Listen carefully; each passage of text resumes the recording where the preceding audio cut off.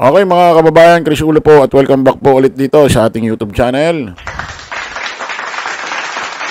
Nako, ito mga kababayan, mga ka-analyze, disclaimer lang ho ha. Seryoso ho ang topic ha na tatalakayin ho natin ngayon mga kababayan. Kasi ako mga kababayan ay alam niyo naman no, yung ating kumbaga kinakampihan no, na alam nating tama. Na alam niyo naman kung nasaan ho tayo. Ano, kung saan ho tayong pumapanig, siyempre sa Administrasyong Marcos, no? Pagdating ho sa politika, against ho tayo dito sa grupo ho ng mga DDS, sa mga Duterte, at dito ho sa kanilang mga kaalyado, ha? Tulad ho nila Senador Bongo at kung sino-sino pa, at dito rin ho kay Senador Bato de la Rosa, ha? Sa politika. Okay, kaso mga kababayan, bilang tao, Pilipino, at pakikipagkapwa-tao, bilang tao, nag-aalala ho tayo rito para kay Senador Bato de la Rosa, mga kababayan. Hindi naman ho tayo tulad ho ng mga follower ho nilang mga DD-shit na kung saan ay parang wala na hong nararamdamang awa kay Pangulong Bongbong Marcos. Masyado na ho nilang pinepersonal. Hindi ho tayo ganyan. Ako, mga kababayan, bilang tao, pakikipagkapwa-tao, ay nag-aalala ho tayo rito kay Senador Bato de la Rosa na kung saan ay magmula ho nung 11 ng Nobyembre na kung saan ay hinayag ni Ombudsman Crispin Boying Remulla na meron na ho siyang soft copy ng warrant ni Bato de la Rosa galing ICC, ano, dahil sa kanya hong kasong crimes against humanity. Ay hindi na ho ito nakita, wala na hong paramdam, hindi na rin ho alam na mga kasamahan niya hong senador. Basahin ho natin ito mga kababayan. Tila sineryoso umano ni Senador Bato, Senador Ronald Bato de la Rosa, ang pabirong payo noon ni Senate President Pro Tempore Pamphilo Ping Lacson tungkol sa pagtatago. Sabi Bato gustong i-break ang record ni Lacson sa pagtatago. Joke lang siguro ng abante ito. Kasi nga mga kababayan, alam nyo naman, itong si Senador Pamphilo Lacson ay dati hong nagtago yan sa kanyang kaso. Sinapelikula pa nga ho yan ni Senador Robin Padilla. Ang title ho yata nun ay ano bang title nun? 2,000 hours ba yon? Parang ganon. Parang 2,000 hours kung di ho ako nagkakamali. 2,000 hours o 10,000 hours. Basta may hours. Papakita na lang ho natin yan dito sa screen. Basahin muna natin to mga kababayan.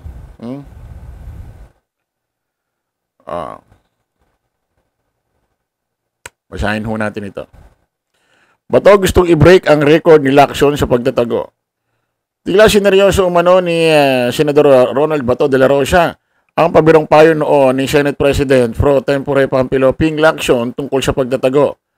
Ayon kay Lacson, minsan umanong kinamusta niya si de la Rosa sa magitan ng Viber message at sinabihan niya itong mag-ingat. Subalit nagbiro ang huli at pabirong sinambit na ibibreak niya ang record niya sa pagtatago. Totoo pala talagang sinabi ni Senador Bato de la Rosa. Akala ko nagjo-joke lang itong abante. I found time na kumustahin lang siya. Ayan si Senador Pamphilo Lacson nagsasalita rito. Sabi ko, kumusta ka na? Mag-ingat ka lang. Biro niya sa akin. Sir, i-break ko ang record mo sa pagtatago, sabi ni Lacson sa panayam ng mga reporter. Anya, kinamusta niya si de la Rosa nung hindi na siya pumapasok sa Senado matapos i-anunsyo noon ni Ombudsman Jesus Crispin Remulla na nag-issue na ang International Criminal Court or ICC ng warrant of arrest laban sa senador. Sinabi ko magtago kang mabuti, biro lang yon. Wala pa namang official warrant Ang advice ko sa kanya, kung wala siyang intensyon na mag-surrender, magtago siya mabuti. Ang advice ko sa law enforcement, hanapin nyo siyang mabuti. Trabaho nila yan eh. Maghanap ayon kay Lacson. Gayun pa man, sinabi ni Lacson na nasa desisyon na umano ni De La Rosa kung ayaw niyang ipresenta ang kanyang sarili sa ICC. That his decision kung ayaw niyang mag-present ng sarili niya. Leave it up to him. I cannot advise him because I was been there, done that. Sa Lacson. Ayan ginawa rin daw kasi ni Senador Pampilo Lacson. Kaso, yung kaso ni Senador Pampilo Lacson, hindi ho ganito kabigat. No? Although mabigat din, no? Kaso ang kaso ni Senador Pampilo Lacson, ang kaso ni Senador Bato de la Rosa rito, crimes against humanity. Hindi katulad kay Senador Pampilo Lacson, parang napopolitika lang siya dati. Ayan ho mga kababayan, at ang nakakaano pa rito, mga kababayan, magbulaw nung 11 ng Nobyembre, ng petsa ngayon? December na ngayon. Ha? December ato na. Hindi siya nagpapakita, hindi siya nagtatrabaho, hindi siya pumapasok. Siyempre, wala siyang trabaho. Sumasahod. Ako, naloko na. Sumasahod ho si Senador Bato de la Rosa. Ganyan ho ito mga kababayan.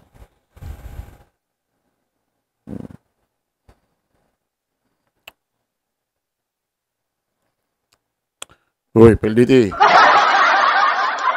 Wala pa rin nakakaalam kung nasaan ngayon si Senator Bato de la Rosa. Wala siyang paramdam sa Senado pero sumisweldo pa rin kahit absent. Narito ang aking report. Kung ang ordinaryong manggagawang Pilipino kapag isang buwang umabsent magdedelikado ang trabaho, baka matanggal pa. Kapag senador ka, aba, may kaluwagan pala. Gaya ni Senator Bato de la Rosa na hindi pa pumapasok sa Senado mula nang magbalik sesyon. Sa mga daily wage earners, no work, no pay talaga yung kanilang arrangement. No, so I think pag sa mga mambabatas, iba yung application. No? So sa pagkaalam ko, walang ganun. Ayan mga kababayan, stop muna natin. Ako kasi, naranasan ko ho yan, mga kababayan, naging manggagawa. Siguro nagtrabaho ako kung lahat-lahat ho Kung pagduduktong-duktongin ko halos lahat ho ng pinagtrabahoan ko kasi ang tatagal ng trabaho ko, taon-taon. Wala ako naging trabaho na 5 months, 6 months tapos na. Taon ho. Kung pagsasama-samahin ho siguro lahat na naging trabaho, kulang 20 years. Yung iba diyan minimum wage, iba above, no? Mas mataas. Pagka walang trabaho, walang bayad. No work, no pay ang tawag ho dyan. Saka makakita na itong senador, hindi pumapasok, sumusweldo. Naku po, naloko na. Napaka-unfair pa niyan. Hindi katulad sa ibang manggagawa, pag nagtatrabaho, nanggagaling ho sa private company. Sa kumpanya mismo nanggagaling ang sahod. Tulad ko, puro private company na pagtrabahuhan ko. Wala akong naging trabahong gobyerno. Ito, galing ho, ang sahod ho kasi nito, galing ho sa pera ng taong bayan. So sa makatuwid, kahit hindi pumapasok si Bato de la Rosa, pa-chill-chill lang, pinasasahod ho siya ng gobyerno na galing ho sa pera ng taong bayan. Tuloy natin. Na application kasi ina-expect na kung hindi ka papasok, 'di ba kung session, hindi ka nag-attend, nagpapadala ka ng excuse letter, may sakit ka. Sa kabila niya, noong nakaraang budget deliberations ng Senado para sa Department of National Defense, wala rin si De La Rosa. Siya dapat ang magdedepensa ng pondong yan.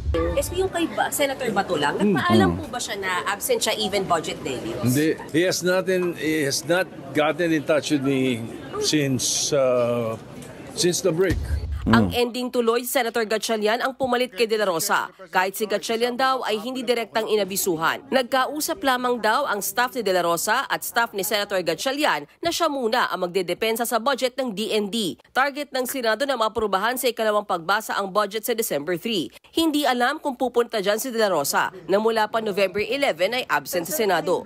Kasunod yan ang bali-balitang meron siyang arrest warrant mula sa International Criminal Court o ICC. Walang makapagsabi kung nasaan ngayon si Senator De La Rosa. Ang huling impormasyon sa kanyang Facebook page ay noong November 13 kung saan bumisita siya sa isang pari sa Cebu.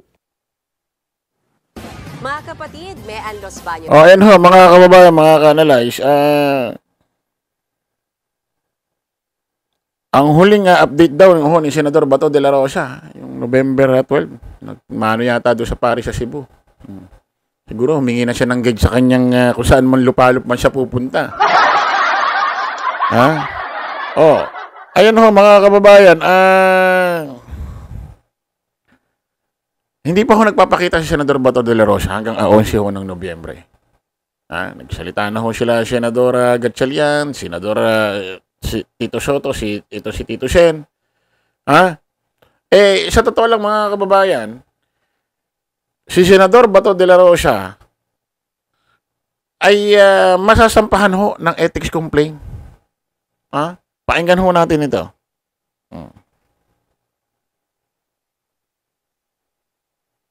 Tsaka ho tayo may pag-uusapan. Seryoso. Sa iba pa nating mga balita, hinimok na ang Senado na magsampa ng ethics complaint ang mga kumekwestiyon sa pagka-absent ni Senador Bato de la Rosa. Balita mula sa Senado at ni Radio Patrol, Robert Mano. Kaya Robert. Hindi paliwanag ni Senate President Vicente Soto III, hindi umiiral ang no work, no pay policy sa mga senador. Ganito na anya mula pa noon sa Kongreso at mahirap ng baguhin ang rules ng Senado at Kamara, kaya pinakamagandang remedyo sa mga kumukusyon dito ang pagsasampa ng ethics complaint.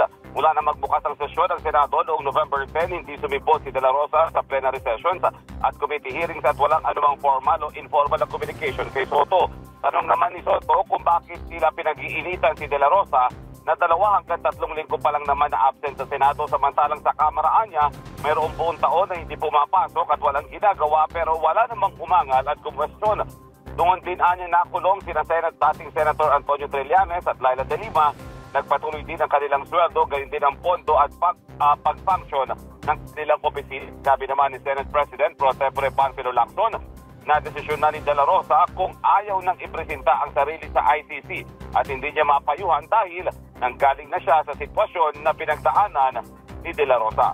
Yan ang balitang kumpirma. Ayan ho mga kababayan ha. According kay Senador Tito Soto, kay Tito Sen, ay hindi umiiral ho sa Senado yung no work, no pay. Dati na raw hong ganyan. Ngayon, siyempre, kung manggagawa ka, simple kang manggagawa, minimum wage, maririnig mo ito. Talagang mabubuisit ka, ano? Pero medyo pinagtanggol ho ni Senador Tito Soto, itong si Senador Bato de la Rosa, bakit daw pinag-iinitan? Biro katulad nila Trillanes, Laila de Lima, nakulong. Kahit nakulong, nakakasahod pa rin. Ang problema kasi Tito Sen yun, ngayon, nakikitang nasa loob ng kulungan. Kumbaga, alam ng tao na nandiyan dyan sila. Although sumasahod sila, alam nilang nakakulong. Nakikita sila. Ang problema kasi rito, Senador Tito Soto, Sir, Tito Sen, si Senador Bato de la Rosa, hindi alam kung nasaan. Wala eh.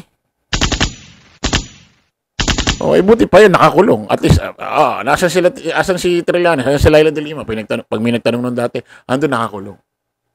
Nasa inyo na lang yan kung pasasahurin siya o hindi, di ba? Ang problema ito, hindi mo malaman kung nasan. Hindi mo malaman, hindi naman nakakulong to.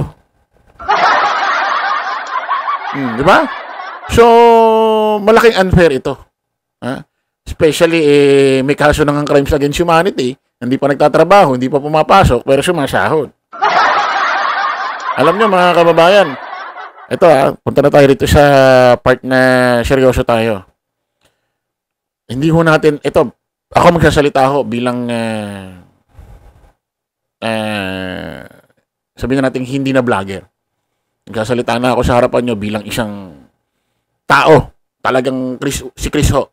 Na kung saan ay kahit against ho tayo sa politika ni Senador Bato de la Rosa, tayo ay nag-aalala. Kasi po pwedeng depress ito. Po pwedeng stress na ito kung ano-ano na naiisip. Alam nyo mga kababayan, alam naman ho natin itong si Senador Bato de la Rosa. Kaya ho mabibigyan ng warrant o pares at mayroon na raw soft copy nasa cellphone ni Sec Boying Rimulya, ni Secretary Boying Rimulya, Ombudsman. Although hindi pa official, soft copy. Alam naman natin bakit nakarating sa ganito. Dahil ho sa ginawang pag-file ni dating Senador Antonio Trillanes, 2016 ba o 2017, sa ICC, sa Dahig Netherlands, ng Crimes Against Humanity. Para kay Digong at para sa kanilang lahat, nagkadamay-damay na. Di ba? Yan ang totoo Dahil kay Senador Antonio Trillanes General ito. General. Bakit ako nag-aalala? Kung natatandaan nyo mga kababayan, si General Angelo Reyes, bago ho nagpakamatay sa puntod sa sementeryo ng kanyang magulang, ang kalaban niya rin, si dating Senador Antonio Trillanes.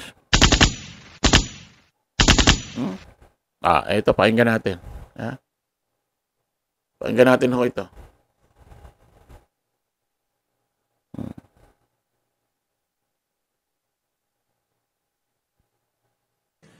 Imagine what happened. Ito panoorin ang ginawa ni Trillanes kung bakit nagpakamatay si Angelo Reyes. Sabi rito sa video ito. Magkasalita rito si dating President Rodrigo Roa Duterte. Pakinggan natin. To Reyes, General Reyes. General. Sinabihan niya publicly na, no. Do not, may honors, may I be allowed to talk so that I can also defend my honor and dignity. Anong sinabi ni Trillanes? Team Air, kasama niya. No. Stop it. You do not have any dignity. 10 million a month. Hindi ko kinuha yan. Senator Trillanes, No, I'm just trying to protect my No. reputation here. You don't have any reputation to protect. No. You don't have any reputation to protect. Maiyan ang naging eksena ng magkaharap si Senador Antonio Trillanes at ang dati niyang boss na si retired General Angelo Reyes sa pagdinig ng Senado kanina. Isang panibagong witness kasi tungkol sa 300 million pesos na tinangay raw ni dating AFP Controller Carlos Garcia ang nagsabi na pati ang dating AFP Chief na kinabang sa pera. Sabi ni Colonel George Rabusa, siya ang inutusan ni Garcia tuwing kakailanganin nito ng pera. What is the participation of General Garcia? Siya nga po ang direct boss ko So tumatanggap din ho siya ng pera? Hindi po, pag sinabihan niya ako na I need this, produce this, I have to do. Pero may iba pa raw na kinabang sa pera. Sabi ni Rabusa, 50 million pesos ang total na pabaon na natanggap ni dating AFP Chief of Staff Angelo Reyes na magretiro siya noong 2001. Itinanggi naman ni Reyes ang bintang. 10 million a month. Hindi ko kinuha yan. Pwede ho bang matanong natin kay Colonel Rabusa, kung ako po, nung Chief of Staff, ako po ba ay nagswapang? Ako po ba ay ganid? Dahil dito, nagkasagutan sina Trillanes at Reyes. Senator Trillanes, No, I'm just trying to protect my reputation here. You don't have any reputation to protect. No. You don't have any reputation to protect. Mga kapuso, nakakagambal po ang balita ngayong araw na ito. Nagpakamatay si dating AFP Chief of Staff at dating Secretary Angelo Reyes. Ito ay sa gitna ng kanyang pagkakadawit sa umano'y katiwalian sa militar. Binaril ni Reyes ang kanyang sarili sa puntod mismo ng kanyang mga magulang. Ayan ho, mga kababayan, mga ka-analyze. According ho dito sa balita, si dating AFP Chief General Angelo Reyes nagpakamatay ho sa mismong harap ng puntod ng kanyang mga magulang sa kalagitnaan ho ng pag-iimbestiga sa kanya. Kumbaga nasasangkot ho siya sa katiwalian, sa pera, mga kababayan. At involve ho ang kadiskusyonan niya ho rito, involve ho si dating Senador Antonio Trillanes. Although si Senador Bato de la Rosa hindi naman ho nasasangkot sa katiwalian about ho sa crimes against humanity. Nakaso rin ho ni Digong Ano? O general din ho kasi ito. Hindi ko naman sinasabi na kinukonfirm na talagang itong si mawalang galang na ho. Yumao na ho si dating AFP chief. Angelo Reyes, rest in peace po. No? Hindi ko maiwasang hindi maitapik. General din ho kasi ito. Si General Bato de la Rosa. Ngayon, itong si PNP chief, dating AFP Angelo Reyes, General Angelo Reyes, nagpakamatay sa harapan ho ng puntod ng kanyang mga magulang sa kalagitnaan ng pag-iimbestiga sa kanya about ho sa pera. Hindi umano'y kinuha niya raw o tumanggap siya. Hindi ho natin masabi na kaya ba siya nagpakamatay dahil ba sa isyong ito? Dahil ba guilty siya? May kinuha siya? Or kaya siya nagpakamatay? Kung pwede kayang dahil sa kahihiyan? Kahit hindi niya naman nagawa dahil sa kahihiyan. Kasi kalagitnaan ng pag-iimbestiga. Kaya ito si General Bato de la Rosa, kasi mga iba kasing general, mga kababayan, kahit sa ibang bansa pa, may naninindigan Kapag nasangkot sa mga kahihiyan, di ba iba nga ginagawa yun sa Japan, no? Yung mga Hapon, pagka may nangyaring iskandalo sa kanila, nasangkot siya, nag-aharakiri, yung papakamatay. Wag naman sana ho, gawin ho, yan ni Senador Bato de la Rosa. Kung ako sa kanya, sumuko na lang siya ng maayos. At least masamahan niya ho, si Digong doon sa ICC court. Kasi hindi na nagpapakita. Hindi mo malaman ano na tumatakbo sa utak niya. Pwedeng stress na yan, pwedeng depressed na yan. So okay mga kababayan, kita-kita ulit tayo sa panibagong vlog. Bye-bye po.